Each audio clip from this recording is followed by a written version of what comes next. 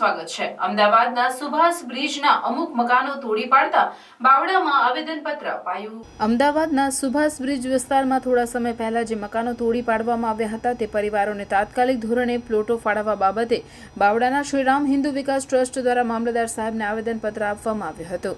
અમદાવાદમાં આવેલ સુભાષ બ્રિજની બાજુમાં રામજીભાઈ ખાડિયા ચાલીમાં આવેલ 150થી વધુ મકાનો મ્યુનિસિપલ કોર્પોરેશન દ્વારા તોડી પાડવામાં આવ્યા છે। ત્યારે આ પરિવારો રસ્તા ઉપર આવી ગયા છે। જે પીડિત પરિવારના કહ્યા પ્રમાણે આ મકાનો કોઈપણ નોટિસ ફાળવ્યા વગર કે કોઈપણ જાણ કર્યા વગર ખોટી રીતે તોડી પાડવામાં આવ્યા છે અને કોઈપણ જગ્યાએ રહેઠાણની વ્યવસ્થા કરવામાં આવી નથી। ત્યાંના પીડિત પરિવાર ઘણા વર્ષોથી ત્યાં રહેતા હતા અને ઘણા પરિવારોને તે જગ્યાનો કબજો હતો તો પણ કોઈપણ નોટિસ કે જાણ કર્યા વિના આ મકાનો તોડી પાડતા લોકોમાં રોષ જોવા મળી રહ્યો છે।